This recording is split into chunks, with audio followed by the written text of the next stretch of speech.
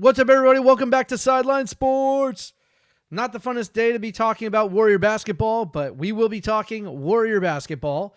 Hit the like, hit the subscribe, and come on in, guys. Let's talk a little bit about yesterday's game. I never really felt like the Warriors were in it and were going to win that game anyway, especially on the road and down 3-1 already without Steph Curry. Remember, Steph Curry left game one in the first quarter, and the Warriors got a win there, which was a very, very amazing feat considering they didn't have Curry, and then they proceeded to lose 2 at home, as well as 2 away now.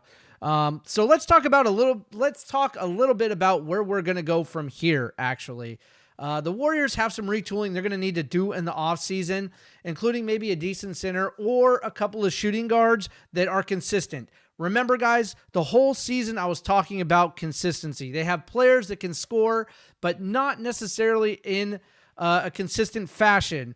We would have something like, well, Jimmy Butler and Steph Curry are obviously consistent, right? And Draymond Green is a consistent defensive player. But when you come down to the other players like Moses Moody, who was not consistent and basically non-existent in the playoffs, he's a guy I would look at probably seeing the Warriors move. Gary Payton II might stick around just because, but he's a great trade asset, and the Warriors need somebody to go along with Steph Curry that can score the ball. We also need a center that can score. If they can find a center that can score the basketball, okay, not just play defense and be there and can score the basketball, then you're cooking with something. The problem with the centers that they have is they just don't have the size. I really like Trace Jackson-Davis, and I would not trade Trace Jackson-Davis necessarily. What I would say is that he just doesn't have the physical size to go against some of these more dominant centers. He can score, he's a good player, and I would hold on to him. I think maybe move on from Kevon Looney and Moses Moody, and there's a couple other players. Buddy Hield did show up for one playoff game when we needed him the most, and that's fantastic, guys. But in the end, that's not going to get you a championship if he just comes back down to earth, which is what he did. And it really didn't give you much. So I think Buddy Hield's right there on the trading block. And so you got those 3 guys. Podziemski's going to stay because he's a great future asset. Quentin Post should stay because he doesn't cost them anything. And I think Quentin Post is the center of the future. He does have the size. He just doesn't have, and he's got the shooting capability. He just doesn't have the experience. And I don't think we can wait for Quentin Post to mature to the point where he can play meaningful basketball with Steph Curry, because by that time, Steph Curry is going to be ready to retire possibly. Quentin Post needs a couple of years, but he is absolutely going to be a part of the Warriors' future, I think. But these guys are all trade assets anyway. Pat Spencer as a decent guard who could actually have some value. I'm just talking about players who have value, guys, because we need to go out there and make a splash for a decent, consistent shooter. I know everybody's talking about Giannis. I would love to see the Warriors sit there and pull out a roster with Giannis, Curry, Green, Butler, and whoever that 5th guy might be. Jonathan Kuminga is a guy who shows up, but he doesn't show up when it matters the most. He got 30 points in each of the last 2 games. Curry wasn't around. And so, therefore, his 30 points were kind of negated. So the point is we got players, we have assets we can trade for something a little bit better. And that's what I think the Warriors should go out and do if they want to help Curry get a championship. Because it is so obvious with Curry being out that there was not one player that the Warriors could go to who could score consistently. If one night it's Podziemski, the next night it might be Moody. In this case, Moody never scored really. We had Buddy Hield scoring a little bit, but by and large, guys, it just didn't really work out. With the roster that they have. They don't have consistency.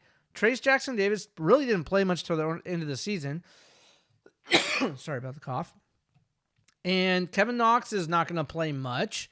The roster is just not strong enough, guys. That's the bottom line. It's not strong enough without Curry to even win a single playoff game in the playoffs. So you've got to trade a couple of these guys, bundle them, and send them out for somebody. I don't know if you could even get Giannis. I don't know if you could package like Kuminga, Moody, Looney, TJD, and Hield for Giannis and maybe a future pick. I would do that. I don't know if that's worth it for the Bucks unless they know they just cannot keep Giannis, and Giannis only wants to go to the Golden State Warriors. And we all know Giannis went to Steph Curry's birthday party, and he was the only one that was not a Warrior that was there. I don't know how promising that is. They're friends. They're represented by the same agency, but that does not mean Giannis is coming to the Warriors, although it would be absolutely awesome to see the Warriors pull off that trade, guys. So what I need to say about this year in general is that they made it pretty far in the playoffs considering the roster they have, and they have guys they can move to upgrade the roster in offseason. And remember I said next year is a year I'd be watching for the Warriors to make a really deep run and maybe get the ring that Curry needs, that 5th ring. But they're going to need to retool the roster a little bit. And they're going to do that, guys. They're going to retool the roster. It's just a matter of how that works out. Do they get a center who can score? Who's available? I don't know who's going to be available for trade yet. We just don't know. Who's going to be a free agent? Who they're going to go after? And we don't need necessarily superstars, even though it would be great to get another superstar on this team. Of course, it would be fantastic. But they need consistent shooters. They need good shooters, not just like these guys that we have on the team. I hate to call it like the bottom of the barrel of the NBA, but some of them are. And you need to upgrade from those guys. Some of these guys on the Warriors roster aren't even average. Moses Moody is not an average shooter for the NBA. Quentin Post is new. Pat Spencer definitely is not. Jonathan Kuminga is streaky, and he's been on the team for long enough to know he's got good trade value, and probably he's going to be traded. Trayce Jackson-Davis is good, but he's not tall enough. So going against those bigger, heavier centers is very difficult for him. Sorry, guys. Buddy Hield was just not good enough this year all around. He should be on the trading block too. So see what I'm saying, guys? There's players out there on this roster that need to be moved for somebody more consistent. Doesn't need to be a superstar, but a couple of great shooters, maybe a good center. The Warriors got options out there, guys. They do. So be happy. Be happy with what the Warriors did this year because they made it extremely far considering how they started and how they ended was strong. But at the end of the day, you need a better roster for this if you want to really, really go for the finals. You need a better roster than this. And it was fun watching them play, guys. It's going to be more fun covering them in the offseason, and it's going to be more fun watching them next year. But for now, guys, it was a great year. I think it was fun to watch. I didn't think they could win a championship necessarily. If Curry was out there, my tune started to change in this series. But as soon as he was hurt, I knew the chances of getting through Minnesota weren't great. My feeling before that was that they would be able to get through Minnesota, and I still think that. I think if Steph Curry was healthy, that would have been the difference in the series. But he wasn't, unfortunately, and you don't want to run him out there and tear a hamstring, because guess what that is? That's like a 1-year recovery. You don't want that with Steph Curry. Sorry, the allergies is killing me, guys.